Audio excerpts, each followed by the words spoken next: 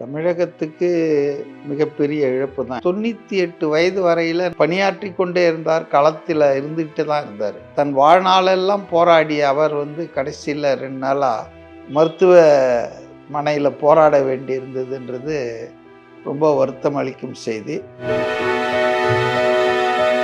3 முறை, அதாவது 13 வருஷம் அவர் செயல்பட்ட பிறகும் யாருக்கும் திகட்டலை.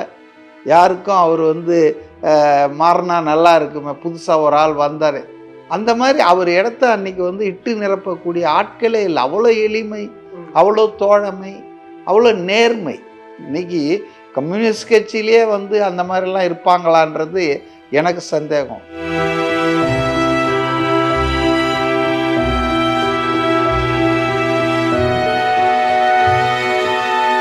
அவர் இதுவரைக்கும் ஒரு முறை கூட எம்எல்ஏ தேர்தலில் நின்று இருக்காரு, ஜெயிச்சதில்லை. நாடாளுமன்ற தேர்தலில் நின்று இருக்காரு, ஜெயிச்சதில்லை. இவரை வென்றவர்கள் யாரான்னு பார்த்தீங்கன்னா அவங்க ஒன்றும் இவர் கால் தூசு கூட இடம்பெறாதவர்கள். இதுதான் தேர்தல் அரசியல். மக்கள் என்ன நினைக்கிறாங்கன்னா, நீங்கள்லாம் தியாகம் பண்ணி தொழிலாளிக்காக போராடுங்க, ஆனால் நாங்கள் வேறு ஆளுங்கள் வச்சுருக்கோம், அவங்களெல்லாம் அசம்பிளிக்கு அனுப்புவோம், அப்போ தான் அவங்க எங்கள் தலையில் மண்டவாரி போட முடியும். நம்ம கவிஞர் வைரமுத்து ஒரு வரியில் சொல்லியிருக்காரு, எனக்கு ரொம்ப இம்ப்ரெஸ் ஆச்சு. சிவப்பு கட்சியில் கருப்பு காந்தின்னு போட்டிருக்காரு. எக்ஸாக்டாக அதான். ஒரு கட்சி, கம்யூனிஸ்ட் கட்சியில் காந்தியை போல வாழ்ந்தவர். சிகப்பு கட்சியில் கருப்பு காந்தி அப்படின்றது உங்களுக்கு இட் சேஸ் எவ்ரிதிங். நம்ம ஆளுங்க இப்போ முதல்வராக இருக்கிற ஆட்கள்லாம் சாதாரணமாக வேஷ்டி கட்டிகிட்டு இருப்பாங்க. ஓ பன்னீர்செல்வமாக இருந்தாலும், எடப்பாடியாக இருந்தாலும், ஸ்டாலினாக இருந்தாலும், கருணாநிதியாக இருந்தாலும் எல்லாருமே கோட் சூட்டோடு இருப்பாங்க. அந்த சூழலுக்கு ஏற்ற மாதிரி. ஆனால் எந்த சூழலிலும் தன்னை மாற்றிக்கொள்ளாதவர் நல்லக்கண்ணு.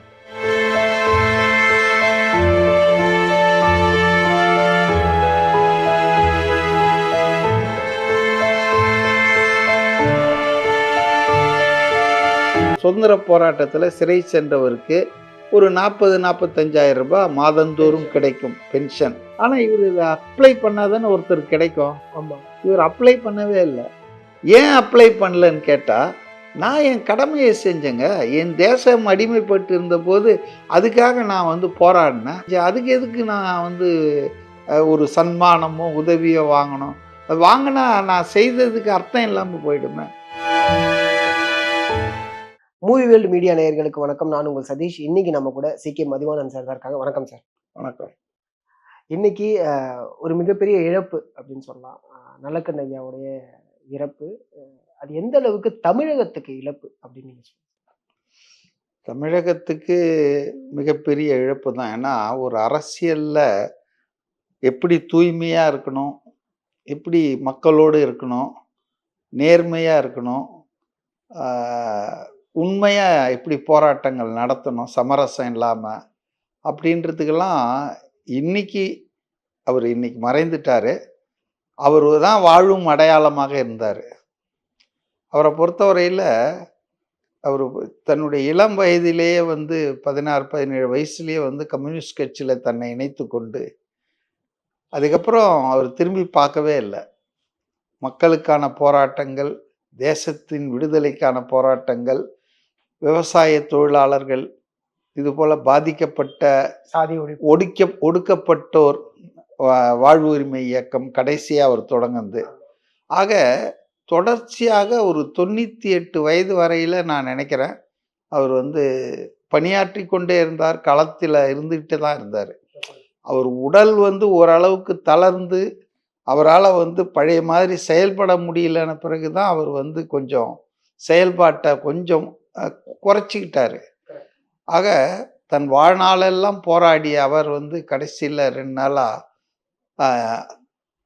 மருத்துவ மனையில் போராட வேண்டி இருந்ததுன்றது ரொம்ப வருத்தம் அளிக்கும் செய்தி. தமிழ்நாட்டுக்கு மட்டும் இல்லைங்க, உழைக்கிற மக்களுக்கு, ஏழை எளிய மக்களுக்கு, விவசாய தொழிலாளர்களுக்கு இது ஒரு பெரிய இழப்பு. இடதுசாரி இயக்கங்களுக்கு சொல்லோன்னா இழப்புன்னு சொல்லலாம். இப்போ நான் அவரோட ஒரு 20-25 வருஷம் பயணித்து இருக்கிறேன். ஏன்னா நான் முன்பு உங்களுக்கெல்லாம் தெரியும், நான் கம்யூனிஸ்ட் கட்சியில் இருந்தேன். மாவட்ட செயலாளராகவும் நிர்வாக குழு உறுப்பினராகவும் இருந்தேன் மாநில அளவில். ஸோ அந்த பீரியடில் வந்து நான் வந்து ஒரு 3 மாநில செயலாளர்களோடு இன்ட்ராக்ட் பண்ணுற வாய்ப்பும் அனுபவம் கிடைச்சிது. மாணிக்கம்னு சொல்லிட்டு ஒரு மூத்த கம்யூனிஸ்ட் தலைவர் நல்லக்கண்ணு ஐயாவுக்கு முன்னால் இருந்தார். அவர் கொஞ்ச நாள் இருந்தார். நான் வந்து மாவட்ட செயலாளர் ஆன பிறகு நீண்ட காலமாக எனக்கு வந்து மாநில செயலாளர் வந்து தோழர் நல்லக்கண்ணு தான். அவரோட நான் பல இடங்களுக்கு பயணப்பட்டிருக்கேன், பல போராட்டங்களில் கலந்துக்கிட்டு இருக்கேன், விவாதம் நடத்தியிருக்கேன், வீட்டில் போயிட்டு நிறைய விஷயம். அவர் வந்து வெறும் கம்யூனிஸ்ட்டு என்பதோடு இல்லாமல் இலக்கியம், இப்படி பாரதியார், இப்படி பல விஷயங்களில் பன்முகத்தன்மை. அவர் வீட்டில் சின்ன வீடு தான் அது. வாடகைக்கு தான் இருக்கார், அரசாங்கம் கொடுத்தது தான் அந்த சிஐடி காலனியில். அது கூட ஒரு கான்ட்ரவர்சி ஆச்சு. அதை இடிக்கிறோன்னு சொல்லிட்டு காலி பண்ண வச்சு அப்புறம் ஒரு பெரிய எதிர்ப்பு வந்த பிறகு திரும்ப அதை வந்து இது பண்ணாங்க. ஸோ அவரை பொறுத்தவரையில் ரொம்ப dedicated communist, honest personal political personality. அவரை பொறுத்தவரையில் வந்து கடைசி வரைக்கும் அவர் வந்து மாநில செயலாளராக ஒரு 3 டென்யூர் இருந்தார். ஏன்னா 3 டென்யூர் தான் வந்து மேக்சிமம் ஒரு தோழர் வந்து அந்த பொறுப்பில் இருக்க முடியும். அப்படி கூட நாங்கள் வந்து அப்போ நான் மாவட்ட செயலாளர் இருந்தபோது நடந்த சம்பவம் இது. 3 டென்யூர் அவர் முடிச்சிட்டாரு. அப்படின்னா வந்து ஏறத்தாழ ஒரு 9-10 வருஷம். ஏன்னா 3 ஆண்டுக்கு ஒரு முறை தான் மாநாடு நடக்கும். கம்யூனிஸ்ட் கட்சி விதிகளின்படி மாவட்ட மாநாடு 3 ஆண்டுக்கு ஒரு முறை, அதுக்கப்புறம் மாநில மாநாடு, அதுக்கப்புறம் அகில இந்திய மாநாடு, இப்படி தான் அது நடக்கும். ஸோ சில நேரங்களில் ஓவர்லாப்பிங் ஆனதால் அவர் வந்து ஒரு 13 வருஷம் கம்யூனிஸ்ட் கட்சியினுடைய மாநில செயலாளராக ரொம்ப நல்ல முறையில் பணியாற்றி இருக்கிறார். அந்த பீரியடில் பார்த்தீங்கன்னா கடைசி 3ஆவது வருஷம் முடிஞ்சு மாநாடு நடத்தும்போது திருவாரூரில் தான் அந்த மாநாடு நடந்ததுங்க. அந்த மாநாட்டில் கடைசி நாளன்று நிர்வாகிகள் தேர்தல் நடக்கும்போது யாருக்கும் அவரை வந்து விடணும், அது அவரை வந்து ஓய்வு கொடுக்கணுன்ற மாதிரி மனசு வரலைங்க. ஏன்னா அவ்வளோ சிறப்பாக தோழர்களோடு எல்லா வகையான தோழர்களோடும் உறவு வச்சிருந்தவர். ரொம்ப பழகுவதில் எளிமை. இப்போ நான் அவரை விட ஒரு 30 வயசு கம்மியாக இருப்பேன்னு நினைக்கிறேன். ஆனால் நான் வந்தால் கூட எழுந்து நின்றுக்குவார், வணக்கம் சொல்லுவார். நான் உட்காந்தா தான் அவர் உட்காருவார். அது மாதிரி வயது வித்தியாசம் பார்க்காமல் பண்பாடு, கலாச்சாரம், மரியாதைன்னு பார்த்தா அவ்வளோ அனுபவம் வாய்ந்தவர். சுதந்திர போராட்டத்தில் கலந்துக்கிட்டவர், நாட்டுக்காக போராடிய பெரிய தலைவர். ஆனால் அந்த ஒரு சின்ன ஈகோவோ அகம்பாவமோ இருக்காது. ஒரு சாதாரண புதிய இளைஞர் ஒருத்தர் வந்தாருன்னா வணக்கம்னு எழுந்தவர். இந்த பண்பு எத்தனை பேர்கிட்ட இன்னைக்கு அரசியல் இருக்கிறவங்க கிட்ட இருக்குன்னு நீங்களே உங்கள் கற்பனைக்கே நான் விட்டுறேன். அப்போது மிக பண்பானவர், ரொம்ப எளிய மனிதராக அவர் காட்சி அளித்தார். அப்போ அந்த 3ஆவது மாநாடு 4 நாள் முடிஞ்ச உடனே நிர்வாகி தேர்தல் எடுக்கணும் போது யாருக்கும் மனசு இல்லை. அதனால் நாங்கள் என்ன பண்ணிட்டோம்னா மாநாடே தள்ளி வச்சிட்டோம். அதாவது தேர்வதே வேணாம், இப்போதைக்கு இந்த தேர்தல் அவசரப்பட்டு நடத்த வேணாம், நம்மெல்லாம் அடுத்த மாதம் நடக்கிற திருவனந்தபுரம் அகில இந்திய மாநாடு நடந்தது, அந்த மாநாட்டுக்கு நாங்கள்லாம் நானும் பிரதிநிதியாக போயிருந்தேன். நம்ம போவோம், போயிட்டு அங்கே தலைமை கிட்ட ஒரு வேண்டுகோள் வைப்போம், இவருக்கு அந்த விதியிலிருந்து விலக்கு கொடுங்க, ஒரு ரிலாக்ஸ் பண்ணுங்க. எல்லாத்துக்கும் ஒரு விலக்கு இருக்கும் இல்லையா? அப்போ அந்த விதின்னு ஒன்று வந்ததுன்னா எப்பவுமே ஒரு ரிலாக்ஸேஷன் இருக்கும்.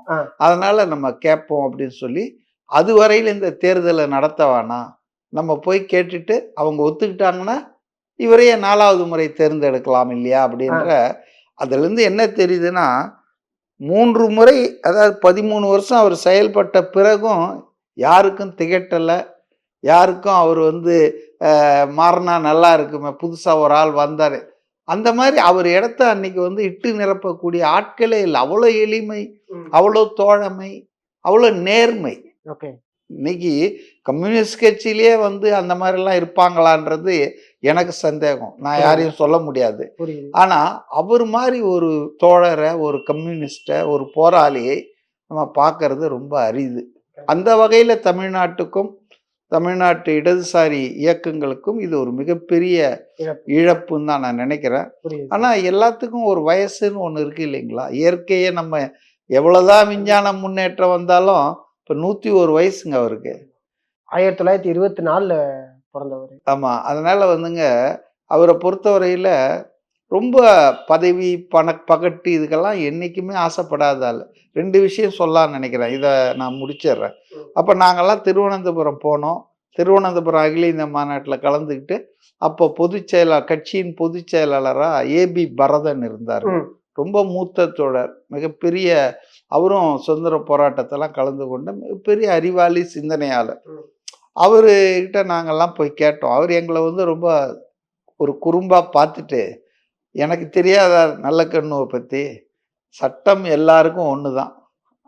அவர் எவ்வளோ பெரிய திறமைசாலி, நல்லவரா இருந்தாலும் விதிவிலக்கு குடுக்க முடியாது. நீங்க போய் ஒழுங்கா எலெக்ஷன் நடத்தி வேற ஒருத்தரை தேர்ந்தெடுங்கன்ட்டாரு. ஓகே. அத அப்படியே நாங்க ஏத்துக்கிட்டோம். வேற வழி இல்ல.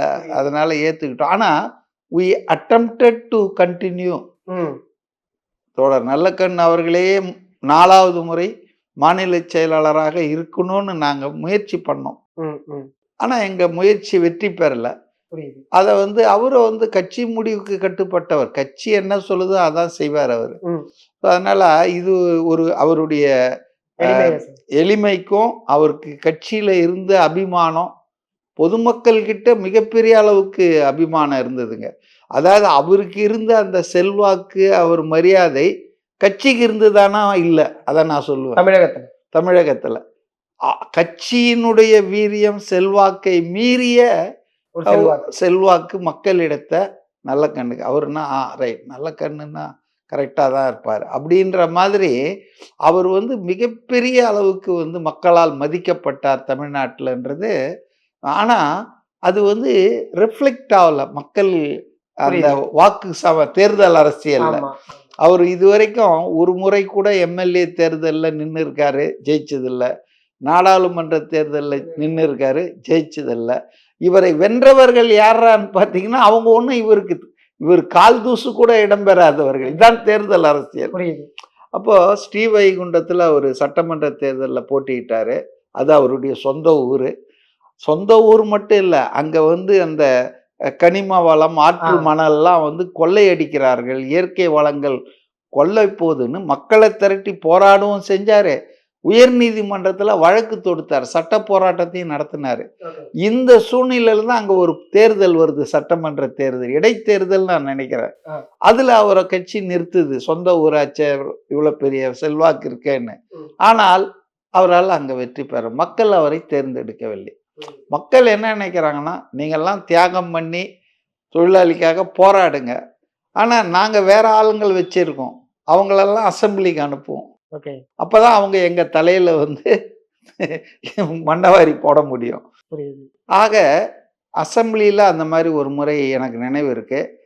அதே போல ஆனா அதை பத்தியெல்லாம் அவர் கவலையே பட்டுக்க மாட்டாருங்க. அதெல்லாம் ஆமா. அடுத்தது பார்லிமெண்ட் எலெக்ஷன்ல கோயம்புத்தூர் குண்டு வெடிப்புக்கு அப்புறம் இடதுசாரி கட்சிகள் எல்லாரும் சேர்ந்து என்ன பண்ணாங்கன்னா, இங்க வந்து இந்த மதவெறி கூட்டம் அங்க பாஜக, ஆர்எஸ்எஸ் ரொம்ப பெரிய அளவுக்கு இஸ்லாமியர்களுக்கு எதிராக கிளப்பி விட்டுருக்காங்க. இந்த சூழ்நிலையை தணிக்கிறதுக்கு ஒரு மதசார்பற்ற முகமாக ஒரு ஆளை நம்ம நிறுத்தணும்னு திரு நல்லக்கண்ணு அவர்களை போய் பார்லிமெண்ட் எலெக்ஷன்ல நிறுத்தினாங்க. கோயம்புத்தூர் நாடாளுமன்ற தொகுதிக்கு அவரை எதிர் அணியில நிறுத்தப்பட்டது வந்து சிபி ராதாகிருஷ்ணன். இன்றைக்கு வந்து பாஜக சார்பில் நிறுத்தப்பட்ட இன்னைக்கு துணை ஜனாதிபதி குடியரசுத் தலைவராக இருக்காரு டெல்லியில. அவர் வெற்றி பெற்றார், நல்லக்கண்ணு தோல்வியுற்றார். அப்போ தமிழ்நாட்டு மக்களுக்கு யாரை சட்டமன்றத்துக்கு அனுப்பணும், யாரை நாடாளுமன்றத்துக்கு அனுப்பணுன்றதுக்கு ஒரு இலக்கணம் இருக்கு. அந்த இலக்கணத்துல இவர் பொருந்தி வரல. புரியுது.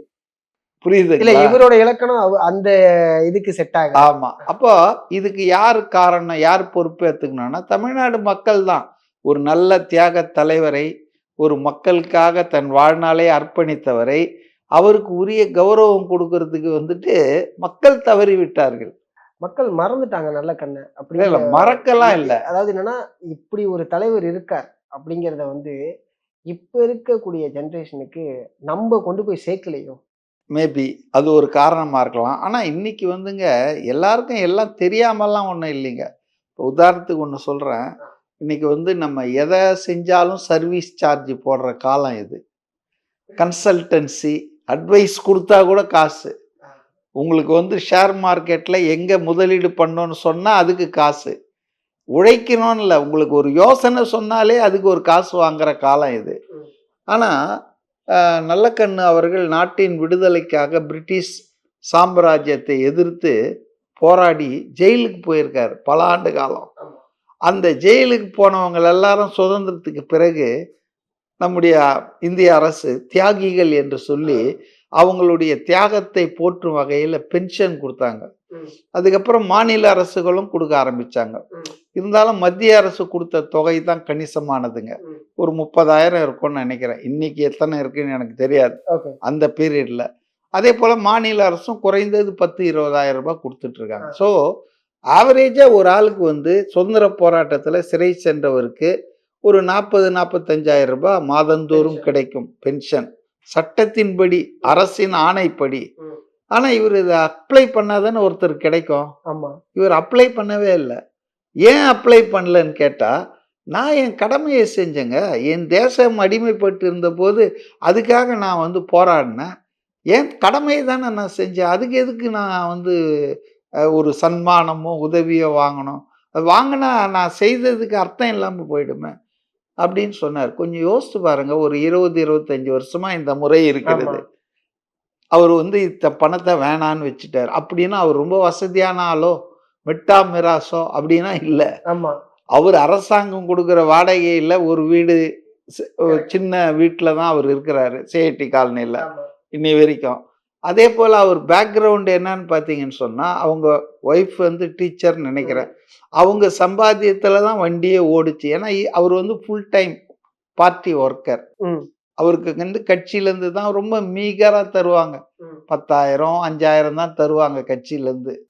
அதை வச்சு நம்ம வண்டியை ஓட்ட வேண்டியது தான்.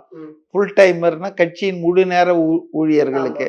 அப்போ இப்படிப்பட்ட இக்கட்டான பொருளாதார சூழலில் இருக்கிற ஒருத்தர் தனக்கு சட்டப்படி கிடைக்கிற, நியாயப்படி கிடைக்கிற ஒரு தொகையை மாதந்தோறும் வேண்டான்னு ஒரு 20-25 வருஷமா தொடர்ந்து இன்னை வரையில அவர் வேண்டான்னு வச்சாருன்னா அதுக்கு எவ்வளவு பெரிய மனசு வேணும் கொஞ்சம் யோசிச்சு பாருங்க. யாராவது அது மாதிரிலாம் இருக்க முடியும்னு நம்மளால நினைக்க முடியுதா? பிரமிக்க வைக்கக்கூடிய. ஏன்னா இது ஒன்றும் அவர் தவறு செய்யல, அரசாங்கம் கொடுக்குது. உங்களுக்கு எலிஜிபிலிட்டி இருக்கு. ஆனா நீங்க அப்ளை பண்ணி எனக்கு வேண்டான்னு அப்ளை பண்ணாதானே கொடுப்பாங்க.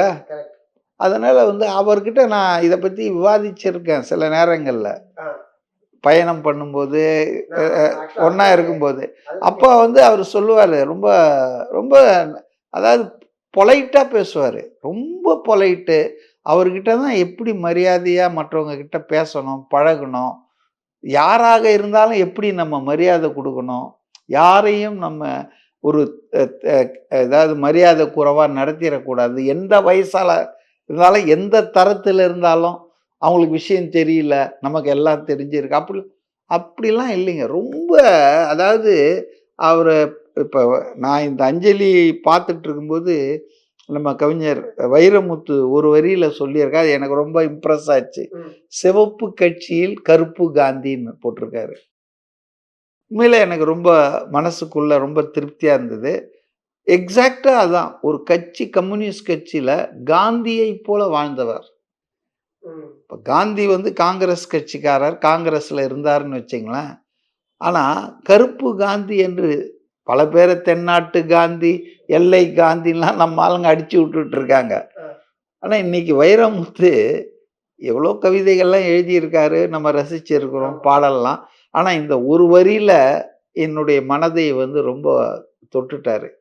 சிகப்பு கட்சியில் கருப்பு காந்தி அப்படின்றது உங்களுக்கு இட் சேஸ் எவ்ரிதிங். இப்போ காந்ி உங்களுக்கு தெரியும், அவர் வந்து மேல்நாட்டில் படித்து வழக்கறிஞராக இருந்தார். ஆனால் கோட் சூட்லாம் போட்டுட்டு இருந்தார். தமிழ்நாட்டுக்கு வந்த பிறகு தான் அவருடைய உடையே ட்ரெஸ் கோடே மாறிடுச்சு. மதுரைக்கு பக்கத்தில் ஏதோ ஒரு வில்லேஜில் விவசாயம் பார்த்ததுக்கு அப்புறம் தான் நான் வந்து எதுக்கு இதெல்லாம் போடணும்னு எல்லாத்தையும் தூக்கி போட்டு அவரை மற்றவங்கெல்லாம் அரை நிர்வாண பக்கீர் என்று கிண்டல் பண்ணாலும் வட்டமேஜை மாநாடு டெல்லி இது லண்டன்ல நடந்தா கூட அது கூட இதே ட்ரெஸ்ல தான் போனார். நம்ம ஆளுங்க இப்போ முதல்வராக இருக்கிற ஆட்கள்லாம் சாதாரணமாக வேஷ்டி கட்டிட்டு இருப்பாங்க. ஓ பன்னீர்செல்வமாக இருந்தாலும், எடப்பாடியாக இருந்தாலும், ஸ்டாலினாக இருந்தாலும், கருணாநிதியாக இருந்தாலும். அதில் காமராஜர் விதிவிலக்கு. காமராஜர் வந்து கடும் குளிர் இருக்கிற மாஸ்கோ ரஷ்யாவுக்கு போகும்போது கூட அவர் என்ன வழக்கமான உடையோ அப்படி தான் போனார். ஆனால் கருணாநிதியை நான் பார்த்துருக்கேன், ஸ்டாலினை பார்த்துருக்கேன், எடப்பாடியை பார்த்துருக்கேன். எல்லாருமே கோட் சூட்டோடு இருப்பாங்க. அதாவது நான் அதை தப்புன்னு அதை சொல்லலை. அந்த சூழலுக்கு ஏற்ற மாதிரி. ஆனால் எந்த சூழலிலும் தன்னை மாற்றி கொள்ளாதவர் நல்லக்கண்ணு. அதுதான் இஸ் கிரேட்னஸ். என்ன எங்கே போனாலும் எதுவாக இருந்தாலும் அவர் இருக்கிற மாதிரி இருப்பார், இயல்பாக இருப்பார். அப்போ இது ஒரு முக்கியமான விஷயமா நான் பார்க்குறேன். அடுத்தது கட்சியில் வந்து பொறுப்பு. ஒரு மாநில செயலாளராக இருக்கார். அந்த மாநில செயலாளர் பொறுப்பு விடுவிக்கப்படுகிறார். ஏன்னா அந்த விதியின் காரணமாக அந்த விதியை தளர்த்த நாங்கள் எடுத்த முயற்சி ஜெயிக்கல. அதனால வேற வழி இல்லாமல், ஆனால் எனக்கு பதவி இல்லை, ரைட், ஓகே, நான் ரிட்டையர் ஆகுறேன், ரெஸ்ட் எடுக்கிறேன்னு போல. அவர் 98 வயசு. அவருக்கு உடல் நலம் இருக்கிற வரைக்கும், உடல் ஒத்துழைக்கிற வரைக்கும் ஏதாவது ஒரு பிரச்சனை எடுத்து பண்ணிக்கிட்டே தான் இருந்தார். குறிப்பாக அவர் வந்து தலித் சமுதாயத்தை சார்ந்தவர் அல்ல. அவர் வந்து தேவர் சமூகத்தையும் சார்ந்தவர். அவர் வந்து ஆணவ கொலைகள் தமிழ்நாட்டில் அதிகமாகுது, தலித்துக்கு எதிரான குற்றங்கள் தென் மாவட்டங்களில். ஒரு கலவரம் நடக்கும்போது திருநெல்வேலியில் நினைக்கிறேன், அவங்க மாமனாரே கொல்லப்பட்டார் அந்த ஜாதி கலவரத்தில். இவர் போய் அந்த கலவரத்தை அடக்கிறதுக்காக இவர் பல விஷயங்கள் பண்ணிட்டு இருக்கும்போது அவங்க மாமனார் கொல்லப்படுகிறார். ஸோ அந்த அளவுக்கு ஜாதி கலவரங்கள், ஜாதி வன்மங்கள் வந்து தமிழ்நாட்டில் அதிகமாயிட்டு இருக்கு. ரொம்ப கவலை தரக்கூடிய விஷயந்தான்.